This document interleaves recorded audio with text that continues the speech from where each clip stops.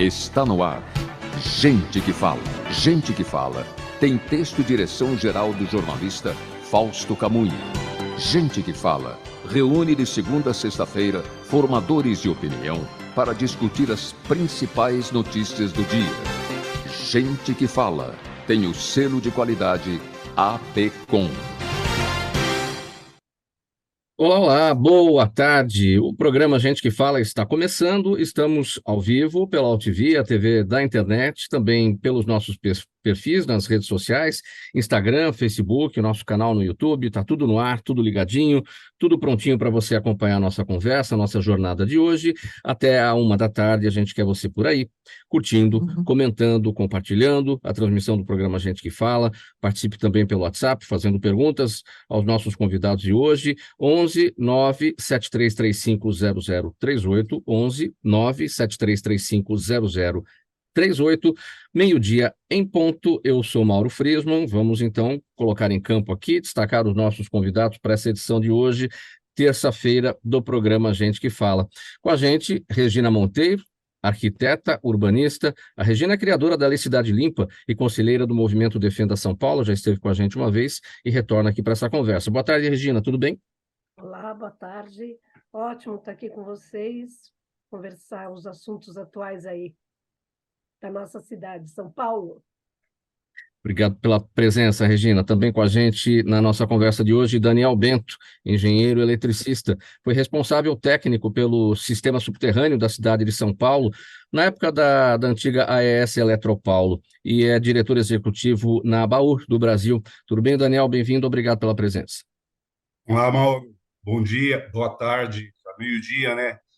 Bom dia a todos, boa tarde a todos, uma satisfação estar aqui. Vamos conversar um pouquinho sobre a nossa cidade, sobre rede subterrânea. Muito empolgado e feliz de estar aqui. Obrigado pela presença. Doutor Marco Kojorowski, advogado, ele integra o Conselho Superior de Direito da FEComércio São Paulo e presidente da Comissão de Direito Bancário da OAB Santana.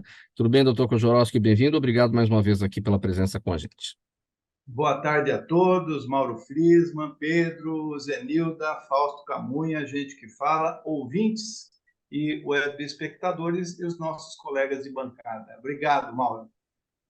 Obrigado pela presença, doutor Kojorowski. Eu apresento também o Coronel Bombeiro Antônio Ferraz dos Santos. Ele é proprietário da SP Fire Consults, é pesquisador, consultor e palestrante em segurança contra incêndio e segurança pública e privada. Coronel Ferraz, boa tarde, como está? Bem-vindo mais uma vez. Satisfação, Mauro. Fico feliz pelo convite da Zenilda, do Fausto, e cumprimento a todos da bancada. E vamos tocar aí, comentando sobre a cidade, os acontecimentos. Muito obrigado.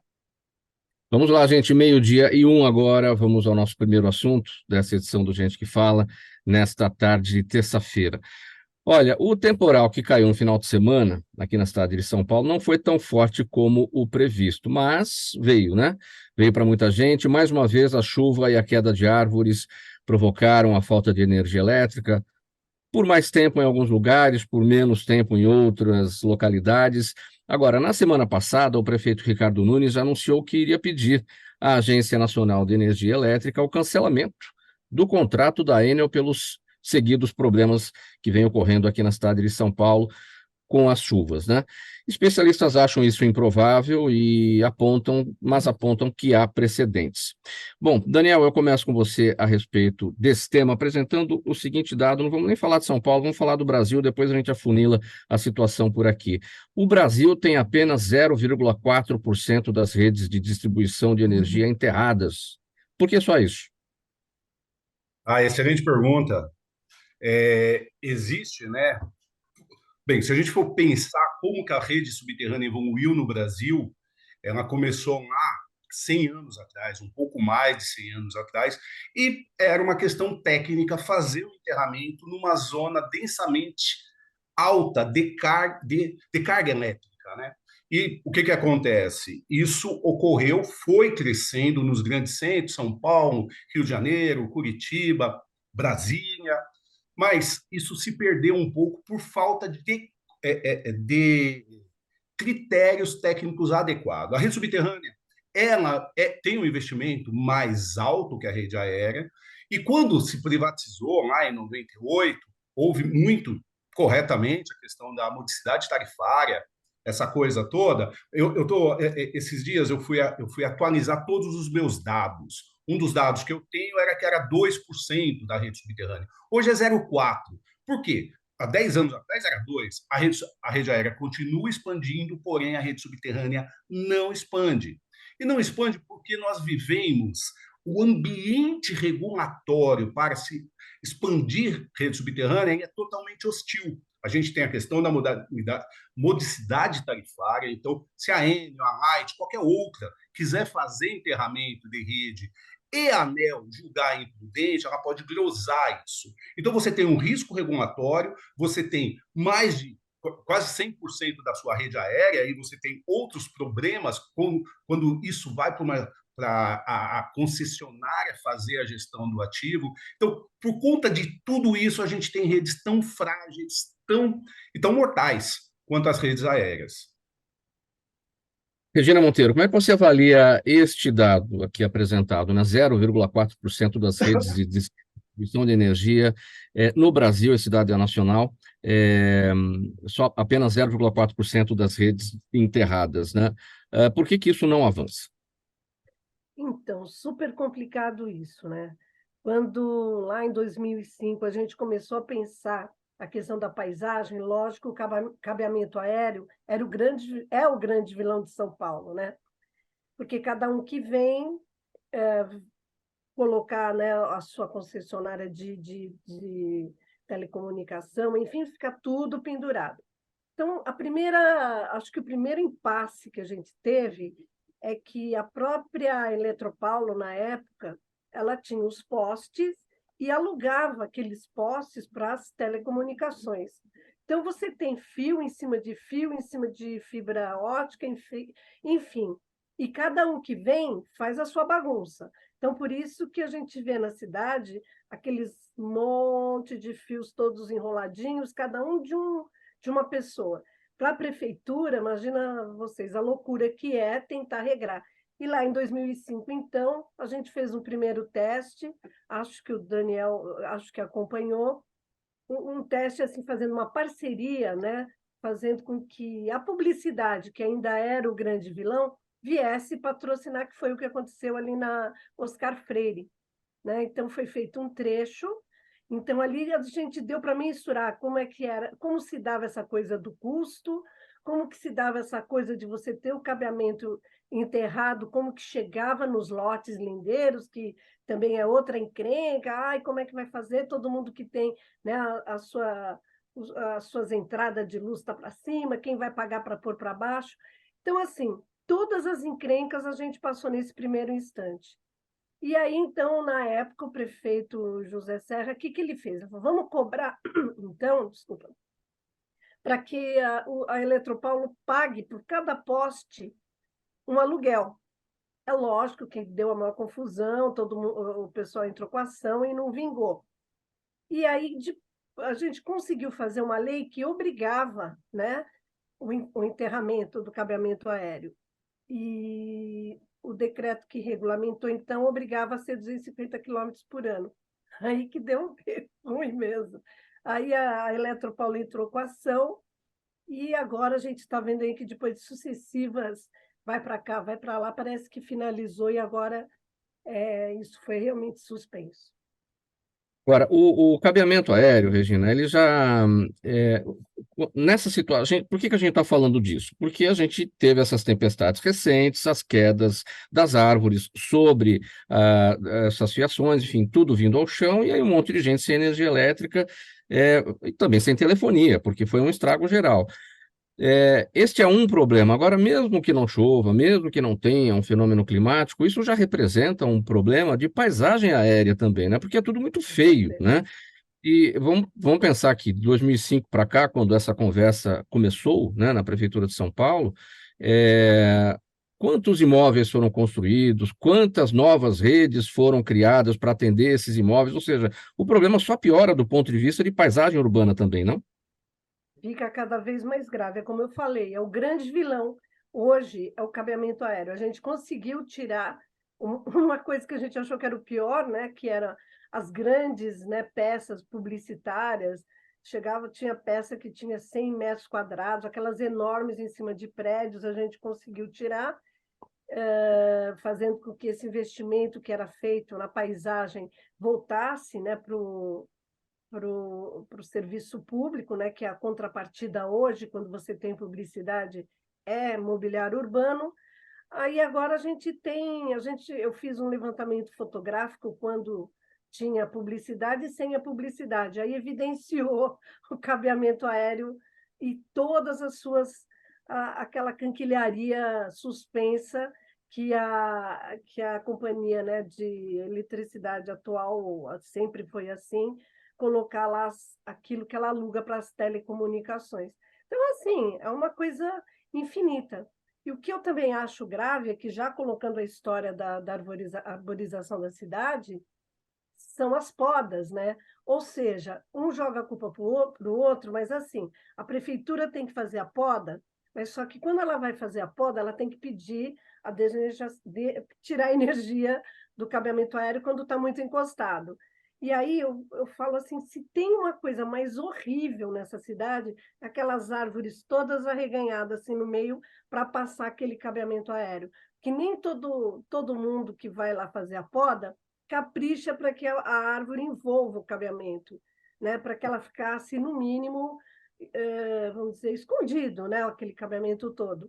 E não acontece. Ao contrário, as árvores já nascem ali meio capenga, porque vem um e corta um pouco mais de um lado, aí vem outro, corta mais o outro, elas ficam todas tortas, e está aí o resultado, quando dá um ventinho, já cai. Aliás, não precisa dar nem ventinho, né? Só a própria poda já traz ela, fica manca e vai embora, qualquer empurrãozinho ela cai. Ô, Mauro, se você me permitir, eu gostaria de colaborar também. Pode ser? Sim, sim, bem breve para a gente passar para os demais. Uhum. Ok. Bem, a rede aérea, além de deixar muito feia a nossa cidade, é uma rede mortal.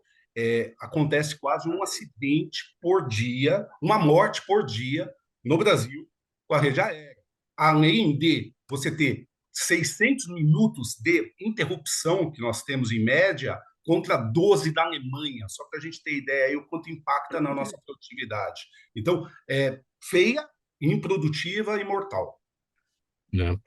Doutor Kojorowski, a sua avaliação, quero pegar esse dado já, então, que o Daniel apresentou, 600 minutos de interrupção por ano no fornecimento de energia elétrica no Brasil, contra 12 minutos de interrupção por ano no fornecimento de energia elétrica na Alemanha. É uma diferença brutal, que compromete a produtividade de todo mundo. A sua também?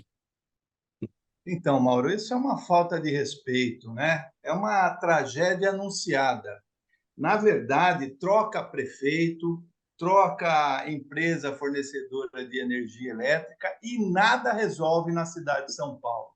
Eu fiz um artigo recentemente que destaquei aqui a matéria do Folha de São Paulo, e o Folha de São Paulo fala sobre o enterramento dos fios aéreos, porque eu estou na Paulista e eu acho que pouquíssimas avenidas têm enterramento. Aqui na Paulista tem enterramento, você não vê fio exposto.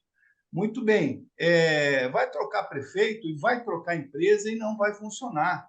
Isso tem que partir lá para a parceria público-privado, tem que ser uma coisa séria. O consumidor, o pequeno empresário, o dono de bar, de padaria, estão sofrendo e está morrendo gente, né? O doutor Daniel falou, está morrendo gente. Está na hora da população acordar. Não dá mais para esperar a próxima chuva. Todo final de ano a gente espera a chuva. Agora a gente está esperando chuva de semana a semana. Então eu acho que isso chegou no limite e nós, a população, tem que tomar providência. É troca de prefeito e troca de empresa de energia elétrica, sim. Coronel Ferraz, sua percepção sobre esse nosso primeiro tema aqui. Olha, lamentável, né? Eu ouvi os nossos dignos convidados e a gente percebe que essa discussão, como colocou o Daniel, sobre a fiação ou a parte elétrica da cidade, se discute há mais de 100 anos. Em 2005 foi implementado aqui na Oscar Freire, né? O que a gente percebe, Mauro, é que não há um plano diretor, uma continuidade dos serviços, né? E tudo é afetada a população como um todo, um prejuízo, uma oneração infinita que não dá nem para calcular. Foi colocado aí, eu presenciei isso de várias formas, famílias, ruas, bairros ficaram aí a Seu áudio fechou, Coronel Ferraz. Por alguma razão, seu áudio fechou. Agora prejuízo sim. muito grande de circulação. Novamente, seu áudio fechou, Coronel. Foram mais de 1.300.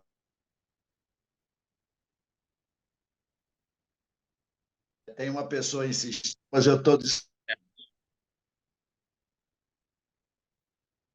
senhor está no smartphone e essa é a razão, né? Vamos lá, pode seguir. Então, Mauro, é uma lástima. Então, a gente percebe que há uma falta de continuidade, os gestores públicos, os administradores públicos, a política exercida no nosso país, especificamente na cidade de São Paulo, e no Brasil como um todo, é muito ruim. Não há comprometimento, nenhum comprometimento. Num passado recente, eu coloquei aqui que a cidade de São Paulo, em 1972, fez o Código de Edificações. Olha só, o Código de Construção da cidade foi realizado em 74, após o incêndio de Andraus e Joelma, 72, 74. Então, nós somos muito primitivos e toda essa eletrificação da cidade remonta a um país de terceiro, quarto mundo. Então, não houve um processo de evolução, como aconteceu nos Estados Unidos, por exemplo. Nos anos 50 tinha essa eletrificação externa. Sim, 50, 60, mas houve um boom, uma objetividade nessas ações que não acontece no nosso país, não acontece na nossa cidade, infelizmente. Gente, olha, 12h15, você está no programa Gente que Fala, aqui pela UTV, a TV da internet, estamos ao vivo, também pelas nossas redes sociais, os perfis do Instagram, do Facebook, do nosso canal no YouTube. E vamos aqui ao nosso próximo tema aqui. Regina, olha, a expansão das redes de distribuição elétrica na cidade de São Paulo deve ser subterrânea há quase 2 décadas. Onde é que está isso? Onde é que está previsto isso? Temos uma lei, 14.023, de 2005, regulamentada por um decreto, 47.817 de 2006. Isso tudo obriga o enterramento do cabeamento aéreo instalado pelas concessionárias. Agora, a capital paulistana possui o programa de enterramento da rede aérea, que foi elaborado pela Câmara Técnica de Gestão de Redes Aéreas, determinando que as empresas devem enterrar 250 quilômetros de fiação todos os anos. Ou seja, a legislação temos, regras temos, normas temos. Isso tudo custa caro, evidentemente que as empresas vão relutar, né? Mas como exigir isso? Uma vez que temos lei, temos aí as obrigações a serem cumpridas, não é, Regina Monteiro? Então, ocorre que logo que saiu o decreto regulamentador, esse decreto, então, criava o PERA, que era um grupo intersecretarial, com todo mundo da prefeitura, ainda com pessoas do comissariado, que tem um comissariado estadual que rege, né, vamos dizer, o contrato, né, da empresa com a cidade, e não deu certo porque eles entraram com a ação, dizendo que não era para, os custos não deveriam, né, esse investimento não poderia sair da companhia elétrica, né, de fornecimento de energia, e que senão ia ter que passar para o consumidor. E foi uma briga, né? E assim, você tem uma série de investimentos que eu acho que a companhia, né, que tem a concessão tem que fazer, e essa coisa, como disse bem o Daniel, né, que eu até escrevi aqui, ela é improdutiva, mortal e horrorosa, né? Então, não tem investimento que essa empresa possa fazer para mitigar isso. E foi feito, como eu falei na Oscar Freire, uma parceria entre uma empresa de cartão de crédito, os comerciantes, né, e a prefeitura também deu uma determinada quantia. Deu certo, mas foram 2 quadras só, e o custo é infinitamente superior, óbvio, é muito, muito caro fazer. Fora essa coisa que eu disse que é bem grave, que todos os donos, né, dos imóveis diretamente ligados onde será feito o cabeamento enterrado, eles têm que rebaixar toda a sua rede também para ir buscar lá embaixo, né, o cabeamento. E já é um custo para o consumidor também. Então, eu vejo assim, a prefeitura, o Marco Antônio, é assim, passa prefeito, pode mudar o prefeito que for. Se a companhia fornecedora, né, a concessionária, não quiser, não tem prefeito que faça. Mas o que eu vi lá em 2005, passei por todos os outros prefeitos, e se fazia, não adianta. Ou já começa subterrâneo, que é uma outra parte da lei, que ela obriga que toda obra nova da prefeitura, a rua já nasce, né, com todo o cabeamento enterrado, quando tem que tirar e pôr para baixo, mas não há meio. Não tem lei que faça o município se sobrepor, aspas, à legislação que fez a concessão. E é um absurdo isso, não vai ter. Se a concessionária não tiver afins, nós não vamos ter cabeamento enterrado. Aí tem pequenos grupos que falam assim, principalmente ruas comerciais, vamos fazer as nossas quadras. E aí vai ficar um Frankenstein, um monte de pedacinho com cabeamento enterrado, mano. E enfim, o poder público acaba não conseguindo nada com essas empresas, mas qual que é a punição? Porque se tem lei, tem que ter punição para essas situações, não? Então, o município não pode fazer nada, a não ser que alguém aí, dos nossos colegas aqui que estão aqui debatendo com a gente possa dizer. O município não tem como fazer. O que está acontecendo agora, me parece, que o prefeito achou aí uma saída para fazer o cancelamento dessa concessão que foi feita, que, no meu entendimento, a primeira coisa que tinha que ter no edital da concessão é que a empresa que pegasse, né, a concessão da cidade de São Paulo, ela tinha que fazer também a parte da arborização, porque é ridículo. Caiu a árvore num determinado lugar, derruba poste, derruba fiação, aí a prefeitura não pode fazer nada porque tem que vir a companhia da energia desligar. Aí ela desliga e tem que esperar outro tempo para a prefeitura vir e tirar. Então, nunca vai dar certo isso. Ainda mais nessa devastação que aconteceu esses últimos dias, nem a prefeitura tem equipe, e a gente viu lá, Enel, a gente viu aí nas mídias os caminhõezinhos parados, porque um esperava o outro, outro esperava um. Pelo amor de Deus, ninguém quer resolver, não. Daniel, para falar de investimentos, né? O que o munícipe acaba se perguntando, nossa, mas que investimento é esse que as empresas, no caso a Enel, não quer fazer, que é maior que uma morte, porque um cabo caiu em cima de alguém, eletrocutou aquela pessoa, caiu em cima de um carro e uma perda material de um carro, que incendiou uma casa, por exemplo. Que investimento é esse que é maior do que uma tragédia de uma morte? Uma morte é uma tragédia, Daniel. Não é? Bem, mas deixa eu queria voltar no que a Regina, eu estava assim lá na Oscar Freire, tá? Na Oscar Freire, Rebouças, Cidade Jardim, José Matoso, foi uma época muito legal que a gente conseguiu expandir bastante a rede, eu estava bem envolvido com aquilo. Você estava na Eletropaulo, né? Exatamente. Então, a gente precisa de mais Daniel, descobrir. A gente precisa de Daniel, Nenel. Eu vesti o boné da... Mas tem aí um problema, que é um problema regulatório, né? A concessão ocorreu em 98, depois foi passado a AES e outros grupos, mas a concessão é de 98. E quando você fala de concessão, não está previsto isso de uma forma clara. Eu queria encaminhar esse problema, e eu defendo isso. Esse problema é o poder concedente, é o poder regulatório, é a ANEEL, é o Ministério de Minas e Energia. A Enel aqui em São Paulo, ela não vai, ela pode até fazer o enterramento, ela vai lá, faz o enterramento em alguma rua. Aí ela faz lá na Lorena, que é uma rua também muito chique, de um lado da Oscar Freire. Ela resolveu fazer ali. A Anel pode perguntar para ela, mas por que você fez aí e não fez na Brasilândia? Sendo que a tarifa é igual para todo mundo. Aí ela vai falar que é um investimento imprudente e grosar. Então, a Enel e todas as outras concessionárias têm um risco regulatório e qualquer uma, como a Regina muito bem falou, não importa o prefeito, porque a gente está numa concessão. A rua é do prefeito, da prefeitura, mas a concessão é federal. Mas quem manda na concessão federal é o governo federal. Então, o governo federal precisa criar um ambiente para isso, regras claras. Quando a gente fala, Regina, que foi muito caro, e foi caro, porque o modelo de enterramento de rede é um modelo bem engessado, a Eletropaulo tem um, a Light tem outro. Agora, você imagina se a gente fizesse um modelo estabelecido pela ABNT, com especificação...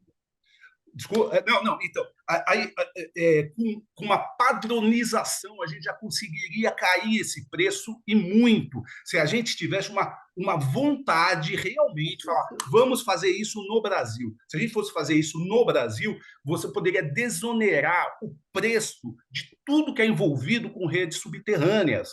E a ANEEL estabelecer um plano decenal, a gente usa isso lá no Ministério de Minas e Energia, a gente, né? O Ministério solta isso, que é um plano para ver o quanto o Brasil vai crescer de geração. Poderia ser um plano de enterramento. 250 quilômetros da lei é uma loucura. Na época, a gente não chegou a 20 quilômetros e a gente parou a cidade. A Rebouças ali, eu tive muitas vezes que quase tomar pedrada na rua, porque a gente estava com o caminhão parado, porque vira um inferno a nossa cidade é muito densa, e quando você faz isso de uma forma desse jeito, então, na época a gente leu a lei e falou, meu Deus, como? Tem que fechar a cidade e fazer um canteiro de obra. Ou seja, eu entendo que rede subterrânea, a gente não vai conseguir resolver o nosso problema hoje. Qualquer coisa que for feita hoje vai sair caro e mal feito. Na minha opinião, a gente precisa ter um plano para daqui 10, 15, 20, 30 anos a gente consiga ter uma robustez nessa rede. Se fizer de maneira diferente, e voltando aí, a ANEEL, para mim, é o maior, e o Ministério de Minas e Energia é o que determina, porque a gente tem essa lei em São Paulo, mas tem um monte de outras leis de outras cidades que não sai nada, porque tudo para no imbróglio político. Talvez o doutor Marco pode ajudar a gente a entender um pouco mais, mas ele fecha desse jeito. Você fica ali e nada acontece, principalmente porque vai direto para a conta do consumidor. Doutor Kožorovský, vamos então pelo viés do direito e que vai parar no imbróglio político. O que o poder público consegue fazer para modificar esse estado de coisas? Bom, a lei existe, né? Agora, hoje, o Ministério Público ele pode intimar a Enel e fazer um TAC, né, que é um termo de ajustamento de conduta, e deixar ali alinhado quais são os procedimentos. Eu concordo com o Daniel, concordo com a professora Regina, só que nós estamos falando de 2, 3 décadas e não dá para esperar. Nós precisamos de algumas atitudes imediatas. Nós precisamos de algumas posturas imediatas da empresa fornecedora de energia elétrica.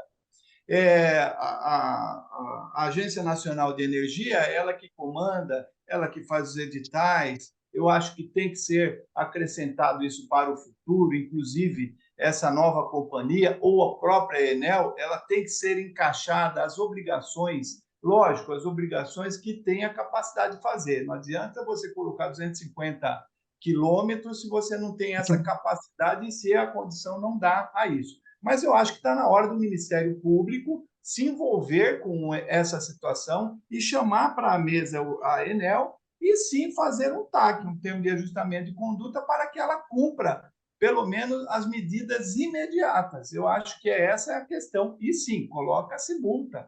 É importante colocar multa para o cumprimento dessas medidas. Olha, 12h28 agora, o programa Gente que Fala segue por aqui. Estamos ao vivo pela UTV, a TV da internet, e também pelas redes sociais, Instagram, Facebook, o nosso canal no YouTube. Pessoal, a gente vai dar uma parada breve agora para o nosso intervalo. Mensagem do apoiador do programa Gente que Fala. Na volta, o Coronel Ferraz vai falar sobre como é que funciona esse trabalho do Corpo de Bombeiros, aí no recebimento dos chamados, quando ocorrem as quedas das árvores, enfim. A gente vai aprender como é que isso funciona. Já já a gente está de volta. Toda ação estratégica de sucesso tem um componente fundamental: um instituto de pesquisas ético, rápido e preciso. Afinal, é ele que vai fornecer informação confiável, sem achismos ou palpites. E isso, numa época de mudanças rápidas e repentinas, é fator crítico de sucesso. A Orbis é um instituto de pesquisas que une precisão e confiabilidade estatística com a mais alta tecnologia em pesquisas do mercado. Tem inteligência artificial, robótica e Big Data, entre outros recursos, para que você tenha uma informação correta, confiável, com o menor custo e no menor tempo possível. Na sua próxima ação, seja ela corporativa ou política, comece pela Orbis, porque com a informação correta, você vai mais longe, mais rápido e com mais segurança. Meio-dia e 29, programa Gente que Fala no ar, edição de terça-feira. A gente está ao vivo aqui pela UTV, a TV da internet, também pelas nossas redes sociais, Instagram, Facebook, YouTube, está tudo no ar para você acompanhar essa nossa conversa de hoje.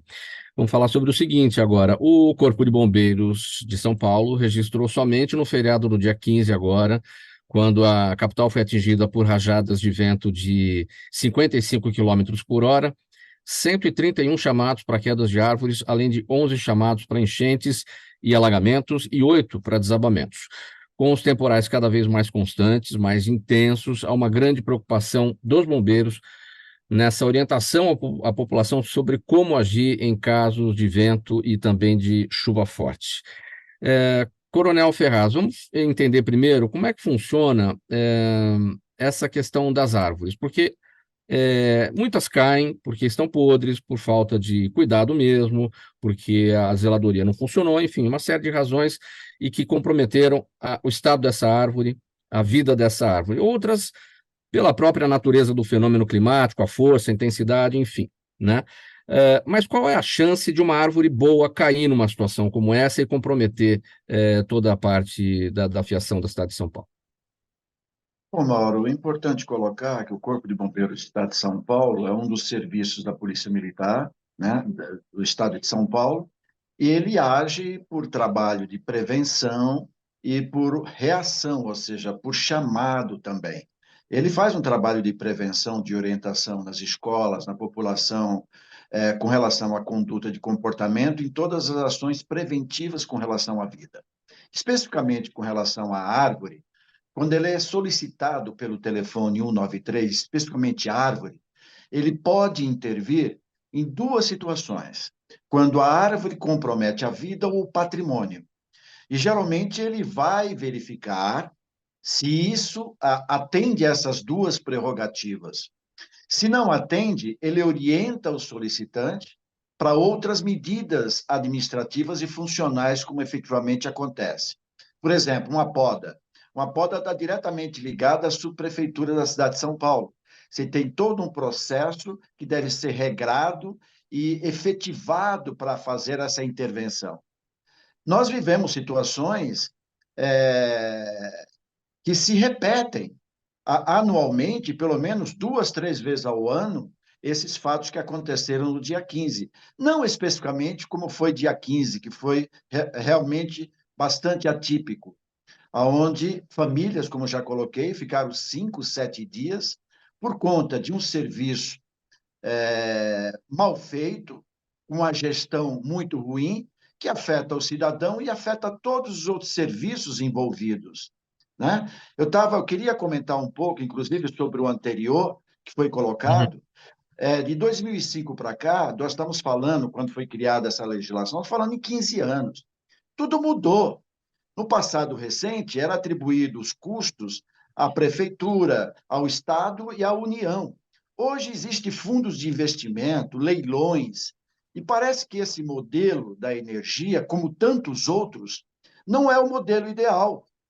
Então, o cidadão fica refém. Eu me coloco como cidadão. Por 2 quadras, eu não fiquei 7 dias sem energia. Isso é um prejuízo para a população de produtividade, de receita, inimaginável. Claro que existem cálculos não efetivos, mas muito aproximados. Padarias que tiveram prejuízos, comércio, indústria, residências, prédios. Então, o Corpo de Bombeiros, ele age dessa forma como eu coloquei. E aí ele tem um problema de mobilidade. A cidade ficou impraticável no dia e nos dias após, com relação a deslocamento. Eu mesmo, naquele mesmo dia, tive dificuldade de chegar até a minha casa, como tantos outros brasileiros e paulistanos, por fios caídos sobre as ruas, impedindo a circulação, quer seja física por veículo ou mesmo andando. Então, houve um prejuízo. E o bombeiro age dessa forma. E essa demanda de solicitações que efetivamente aconteceram nesses dias, e acontece em qualquer vendaval que acontece na cidade, os faróis param, a circulação fica prejudicada, né? Tudo, a mobilidade gera um transtorno muito grande. O bombeiro da mesma forma, porque os seus integrantes são mobilizados através de veículo, né? E o veículo não consegue chegar, quer seja por inundação ou por queda de árvores, em determinados lugares. O sofrimento, e outra também, para intervenção numa árvore que caiu sobre fio, a necessidade de desligar essa energia pela concessionária.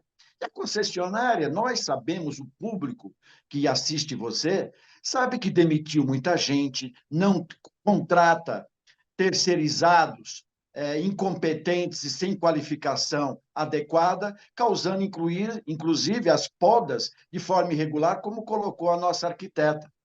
Então, vários serviços geram uma demanda muito grande, com prejuízo de atender com mais eficiência o cidadão, a exemplo do bombeiro, em virtude de todo esse caos que acontece por não honrar contratos, o Estado ou mesmo a União não fazer contratos sérios e decentes, sem deixar situações aí. Nós sabemos, o Ministério Público demorou para entrar junto à Enel e cobrando dela providências. Para isso é o Ministério Público, em algumas situações, porque afetou o cidadão de uma forma incisiva. E nós, comentando o que o nosso companheiro aí, o Daniel, fez, ou mesmo, eu não me lembro agora, com relação ao que vale uma vida não tem preço. Um caminhão de bombeiro pode valer $1 milhão, e se ele ajudou a salvar uma pessoa, ele está mais do que pago. Então, nós temos que acabar com essa imoralidade, indecência e irresponsabilidade junto à população, de não termos serviços sérios, fiscalização e cumprimento das normas devidas. Nós aí assistimos o tempo inteiro a situações que acontecem e não cumprimento de contratos. Nós vimos isso no trânsito, no transporte, no Pacaembu, em tantos outros órgãos. O bombeiro procura fazer o seu trabalho, a exemplo de outros serviços de segurança, com muita seriedade. E ele está dependente, vive essa linha de fechamento de outros serviços que não funcionam com a qualidade devida. E o grande prejudicado é a população. Regina, além dessa problemática da poda irregular, vem um faz de um jeito, vem outra faz de outro, e aí a árvore fica defeituosa, digamos assim, e aí ela acaba perdendo a sua estabilidade, ou seja, compromete a vida dela, a presença dela ali naquele ponto. Além disso, existem muitas árvores em São Paulo que não são adequadas para a cidade de São Paulo, foram escolhidas de forma errada e hoje trazem problemas na hora da tempestade? Tem sim. No começo, né, do século retrasado, quando as vias da cidade começaram a ser implantadas, o pessoal plantava as árvores exóticas ou aquelas que eram as que chamavam mais atenção, vamos dizer assim. Então, a gente tem aquelas árvores que são lindas, as espatódias, que tem uma flor laranja linda, que quando cai nela, escorrega e mata quando a gente anda na calçada. E fora isso, são as raízes, né? Quando tem vários tipos que ela não só sai para fora e estoura a calçada, como ela invade subterraneamente a casa das pessoas, o leito, né? Embaixo do leito carroçável, né? Destruindo, às vezes, a canalização subterrânea.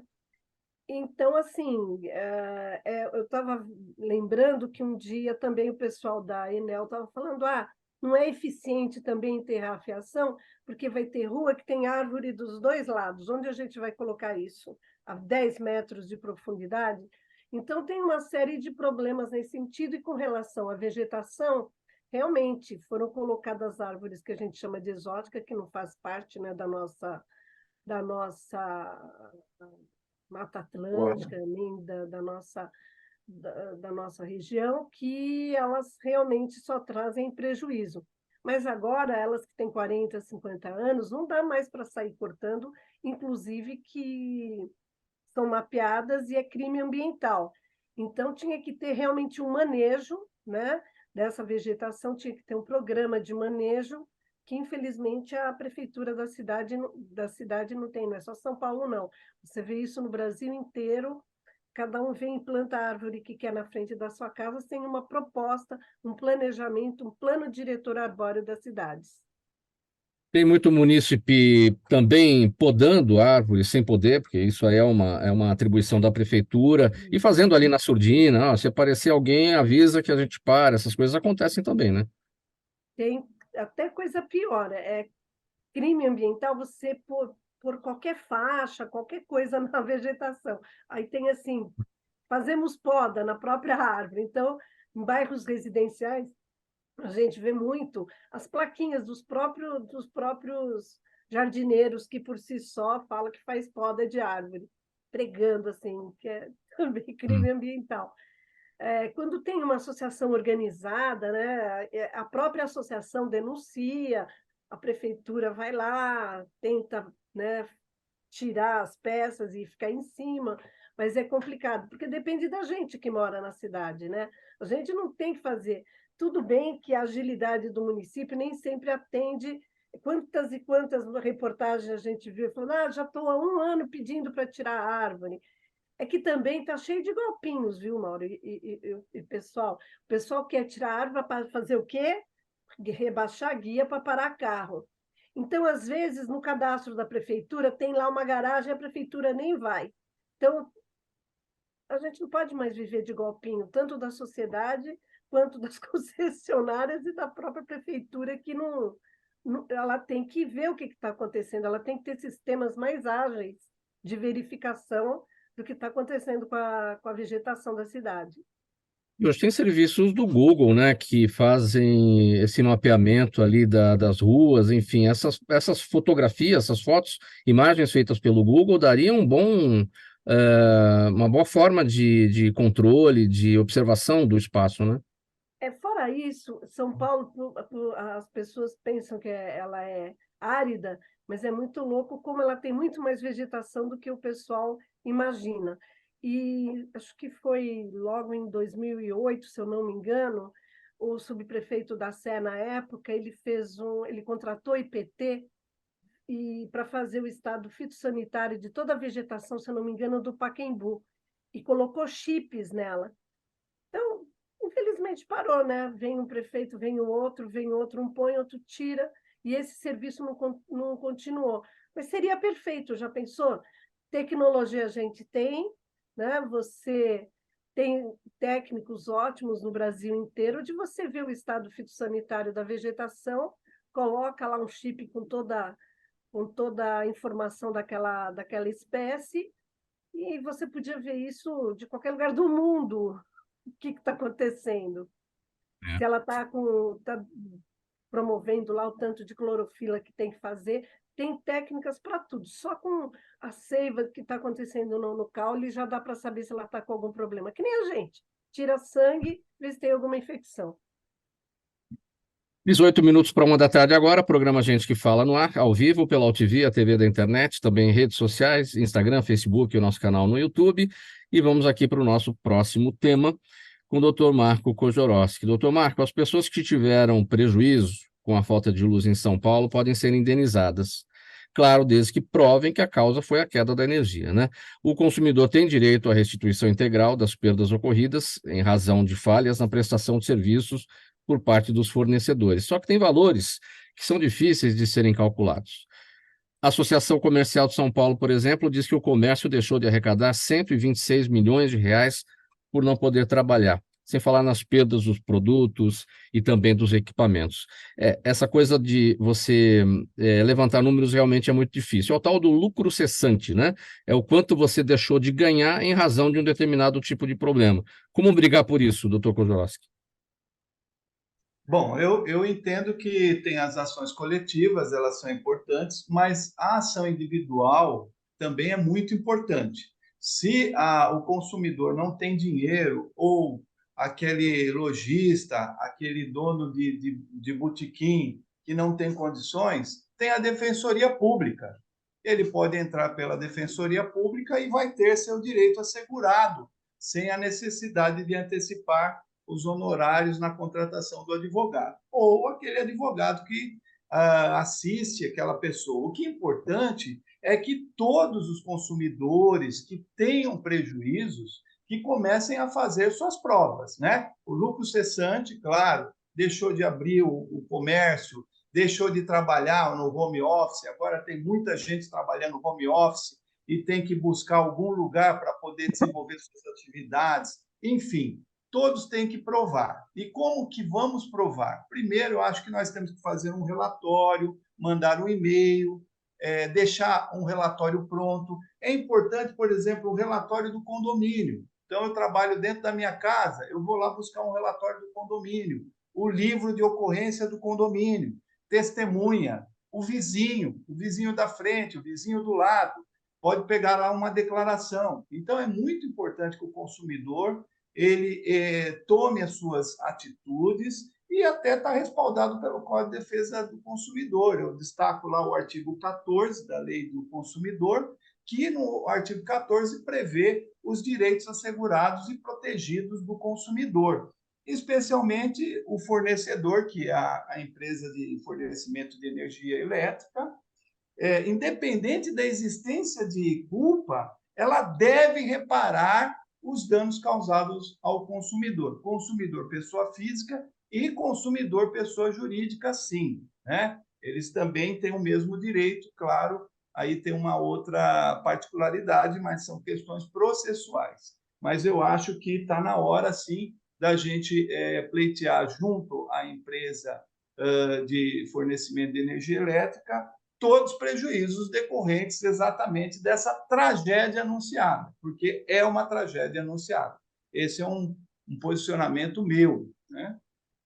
Doutor Kozlowski, não é tudo muito difícil a ponto de desencorajar o consumidor, porque são muitas etapas, a reunião das provas, como você falou, você conseguir provar, sei lá, que um aparelho queimou, um refrigerador, uma TV, em razão daquele evento, e aí, claro, a empresa vai querer se defender, não, mas foi um fenômeno climático, inesperado, enfim, tudo isso vai cansando, né? Isso não desencoraja. Desencoraja e muito, e muito. Só que, por exemplo, a minha sogra queimou a geladeira.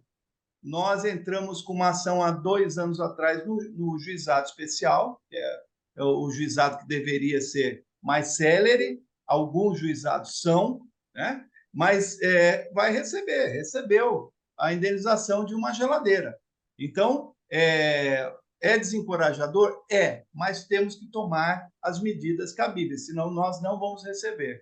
Então, é importante que o consumidor ele entre com uma ação objetiva no juizado especial, né, que atinge hoje 40 salários mínimos, nós estamos falando de um prejuízo de 40 e poucos mil reais. Então, você pode ir pelo juizado próximo da sua residência, próximo do seu estabelecimento, e aí, então, formalizar uma reclamação contra a empresa fornecedora de energia elétrica. Isso demora, isso é um pouco burocrático, mas é esse o caminho que deve ser feito. Eu aconselho mandar um e-mail. É óbvio que aqui no Brasil a gente não vê uma empresa devolvendo ou pagando uma indenização. Eles esperam realmente entrar com ação. Mas o e-mail ele é importante, eu acho necessário até para que você marque os seus prejuízos, né? Então é uma recomendação, mas tem sim que entrar com ação, ainda que seja nas pequenas causas ou no rito comum, mas é necessário sim, Mauro, infelizmente. É comum as próprias empresas brigarem na hora que o consumidor vai cobrar alguma coisa. Por exemplo, você vai cobrar da empresa de telefonia que você ficou sem sinal de internet. Ela vai acusar a de energia porque o cabo caiu em cima da fibra e não sei o quê. E aí fica aquele jogo de empurra e quem dança é o consumidor. É comum isso. É interessante essa pergunta. Estávamos discutindo agora, eu e a doutora Juliana, e falamos exatamente isso. Aciona as duas. Aciona a empresa de energia elétrica e aciona a empresa que fornece internet.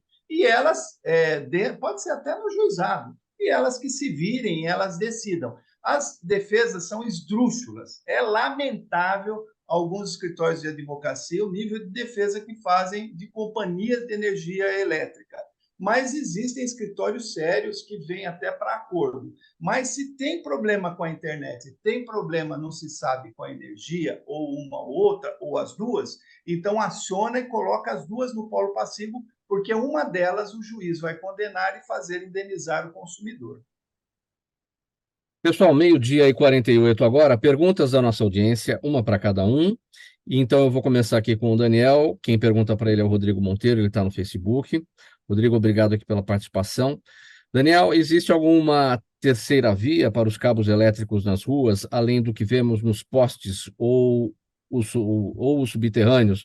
Não entendi muito bem a pergunta aqui do Rodrigo, vou refazer. Existe alguma terceira via para os cabos elétricos nas ruas, além do que vemos nos postes ou subterrâneos? Bem, eu também não sei se eu entendi direito, Rodrigo, mas vamos lá. Quais são as soluções que você pode dar, né? Você tem essa rede aérea aberta, 100% não isolada, que é a grande maioria, e você tem uma outra rede que a gente chama ela de rede protegida, ela passa muito, Regina, por dentro das árvores, é aquele triângulozinho, mas ela não é isolada. Se você encostar nela, você vai tomar um choque. E você tem uma rede aérea isolada, ou seja, você pode encostar nessa rede que você não vai sofrer nada com ela, porque o cabo é isolado, os acessórios são isolados. Então, essas são as. E aí você vai para a rede subterrânea. Aí você pode ter uma rede subterrânea muito cara, com uma confiabilidade altíssima, que é aqui onde o doutor Marco está, na Avenida Paulista. Ali você tem um sistema reticulado, é o mesmo sistema que tem em Nova York, só para vocês terem ideia do que a gente está falando, não falta energia, porque é um conceito e um arranjo elétrico muito sofisticado. Apesar de ser bem antigo, ele é muito sofisticado, mas é muito caro. E aí você tem outros sistemas subterrâneos mais barato e menos sofisticado. É isso que eu defendo bastante. Não vamos um remédio para matar toda a nossa necessidade. Eu acho que a conversa tem que ser ampla. Aonde a gente tem mais necessidade, por exemplo, aonde se morre mais gente hoje em toque na rede aérea? São perto das comunidades, aonde você tem criança e pedreiro. Ali, uma rede aérea isolada ia resolver bastante o problema. Não precisava ser necessariamente subterrânea. A partir da sua resposta, Daniel, aí eu passei a entender melhor a pergunta aqui do Rodrigo. Como temos a rede aérea e temos o subterrâneo, se tem uma terceira possibilidade além dessas duas, agora que ficou claro a partir da sua resposta. Muito bem. Então, essas são as possibilidades. Ainda a ciência não inventou outra, mas quem sabe, né? A gente... Regina Monteiro, a Cláudia Beltrame está no YouTube. Os atuais painéis luminosos que passam vídeos publicitários e normalmente estão instalados em quintais de comércios respeitam a Lei Cidade Limpa? É um outro escopo aqui, ela foi para a Lei Cidade Limpa agora. Vamos falar desse assunto. Pode denunciar, está irregular. Os únicos painéis publicitários que podem ser feitos é aquele que está no abrigo de passageiro de ônibus e nos relógios públicos. Então, assim, às vezes você vê interno as edificações, aí pode, né? Quando estiver lá dentro, cada um tem um determinado tamanho, aí é menos pior, vamos dizer assim. Agora, nos quintais está totalmente regular. Também tem uma outra possibilidade, é quando tem construção de prédio. Eles poderiam pôr uma peça, mas sem ficar passando coisas. Deveria ter lá só a foto do prédio, dizendo quantos metros quadrados tem e tal. Mas, se não, pode mandar denúncia que a gente manda a prefeitura tomar as providências necessárias. Já que a Cláudia entrou, né, no aspecto da Lei Cidade Limpa, eu vou te perguntar como é que está a Lei Cidade Limpa, porque ela veio em 2005 para limpar a paisagem aérea, regulou essa questão da publicidade exterior, as fachadas, que eram um absurdo o que acontecia, enfim, mas tem muita fachada errada por aí. Como é que é essa fiscalização, o valor da multa? Então, ela não mudou nada. Às vezes a pessoa vê que está lá, está meio estranho, pode ter certeza que está irregular. A lei não modificou. O que teve foi que, na pandemia, a prefeitura deu uma certa relaxada, porque as pessoas precisavam dizer o que elas estavam fazendo ali. Então, dizer que Sim. entregava em casa, que, enfim, eles tinham outras coisas e a gente fez um paliativo para que tudo acontecesse de uma forma a atender e não ficar totalmente parado tudo. Só que de lá para cá é tão engraçado, tem 17 anos a lei, é uma lei que ainda está em pé, né?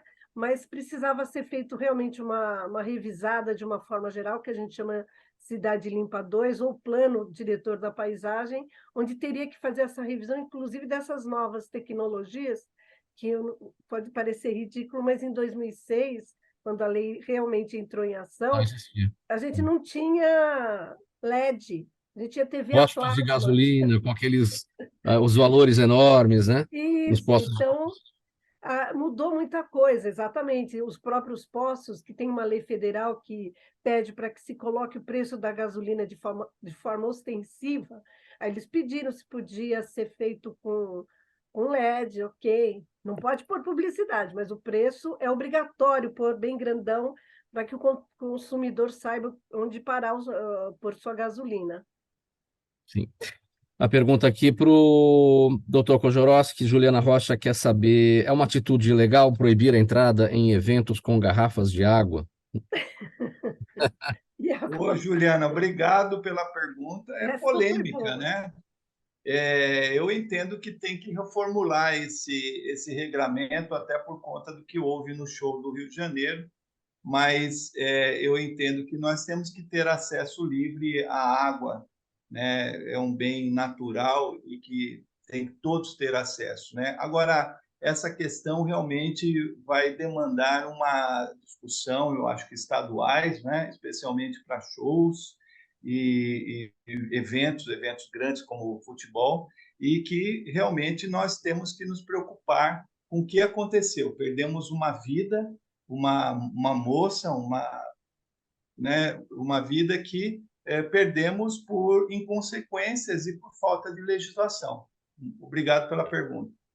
É duro, né, doutor Kojorowski, você não poder entrar num determinado evento com a sua água e ter que comprar lá dentro a 10, 15, 20 reais, um copo, uma garrafa, que seja um Eu absurdo, acho né? absurdo, é um absurdo, Mauro. Isso daí é um absurdo, né? Só que nós temos que ter regra, porque é isso que eles fazem, eles impõem, colocam lá os seguranças de 2 metros de altura e você acaba tendo que pagar R$ 25 uma água. É. Coronel Ferraz, Bruna Lopes está com a gente na UTV e ela te pergunta: o vai e volta da energia elétrica pode gerar curto-circuito em aparelhos a ponto de causar incêndios? Boa pergunta, a gente sempre tem esse medo quando começa o pisca-pisca, né? Com certeza, Bruna. E o telespectador que nos assiste, quando a energia ela é recomposta, ou seja, ela retorna, ela pode voltar com a amperagem diferente da que é regular. E aí há os curtos-circuitos e princípios de incêndio. Daí as normas e condutas de armazenamento, de disciplina dos produtos, né? Que o Corpo de Bombeiros fica sempre atento com relação a isso. Mas, com certeza, isso efetivamente acontece. Eu queria fazer só uma abordagem, porque eu trabalhei durante um ano em eventos num batalhão de policiamento, especificamente no Anhembi. Com relação a shows e entrada de produtos, o jovem e os usuários, eles já chegam com muita bebida e eles criam subterfúgio de toda forma. Eu não quero aqui criar uma polêmica com relação à água aí, né? Mas essa água pode estar contaminada, inclusive, com aguardente, porque se parece muito, né? Então, eu acho que o fiscalizador ele foi mal orientado, né? Eu acho que a água, é claro que é permitida, mas, por exemplo, poderia ser autorizado uma garrafa lacrada, ok? Uma garrafa Foi lacrada de água permitido no pode dia entrar. seguinte, né? Oi? Foi permitido no dia seguinte entrar com a garrafa lacrada. Exatamente, Sim. exatamente, Regina. O fiscalizador é uma pessoa orientada, mas ele tem limites de conhecimento, de observância. Então, esse ponto aí é muito, muito importante. E nós sabemos aí, você sabe disso aqui no Anhembi, no passado recente, shows de 20, 30 mil pessoas, né? E aí o jovem, o usuário, ele já chega malhado, ele já chega com serpentina de bebida, como as alcoólicos. Daí, essa norma ela foi colocada, mas ela não foi bem administrada, fiscalizada. Então, na minha visão, a garrafa de água tem que entrar, porque a população precisa estar hidratada. Eu diria Claro. até que o planejamento tinha que ter bebedouros gratuitos lá, porque é uma situação, o organizador deve ser exigido com relação a isso, né? Então, mas esse controle com relação a isso. Então, é apenas uma observância de uma pessoa ligada à área de segurança pública. Muito bom. Está colocada aí a colaboração. É para isso que estamos aqui, não é, Coronel Ferraz? O programa Gente que Fala tem essa função, né, de trazer o problema, de apontamento de soluções por cada um de vocês, e aí a colaboração com o poder público para a tomada de decisões. Essa é a ideia. Muito obrigado aqui pela palavra e pela explicação, né? Eu até criticando aqui, a entrada de água é proibida, enfim, mas tem esses subterfúgios que o senhor apontou aí, que muitas vezes são aplicados. Com certeza, Maura, a situação não é fácil, porque essas contratações são pessoas, são 100, 200 no evento, que são quase que subempregos. E, às vezes, esses fiscalizadores, eles não exercem o papel devido, né? E, às vezes, agem com truculência, mas por falta de orientação. Então, claro que o poder público deve estar atento com relação a todas essas ações. Muito obrigado. Vamos colocar um ponto final nessa edição do programa Gente que Fala. O agradecimento a todos vocês, participantes de hoje. Regina Monteiro, arquiteta e urbanista, criadora da Lei Cidade Limpa, conselheira do Movimento Defenda São Paulo. Daniel Bento, engenheiro eletricista, foi responsável técnico pelo sistema subterrâneo da cidade de São Paulo, pela antiga AES Eletropaulo. É atual diretor executivo na ABAUR do Brasil. Dr. Marco Kojorowski, advogado, ele integra o Conselho Superior de Direito da FEComércio São Paulo, é presidente da Comissão de Direito Bancário da OAB Santana, e o coronel bombeiro Antônio Ferraz dos Santos, proprietário da SP Fire Consult. Ele é pesquisador, consultor e palestrante em segurança contra incêndio e segurança pública e privada. Mais uma vez, o agradecimento em nome de toda a nossa equipe. Programa Gente que Fala por aqui sempre é uma realização da ABECOM. Apresentação minha, Mauro Friesman, pauta e redação Pedro Schiavon, Zenilda Salvato, nossa diretora de produção, jornalista Fausto Camunha, nosso diretor-geral. Você aí, hein, do outro lado, você espectador, internauta, a razão da nossa presença aqui todos os dias. A gente volta amanhã ao vivo, a partir do meio-dia, pela Altivia, TV da internet, também pelas redes sociais. Obrigado pela audiência. Boa tarde a todos. Tchau, até amanhã.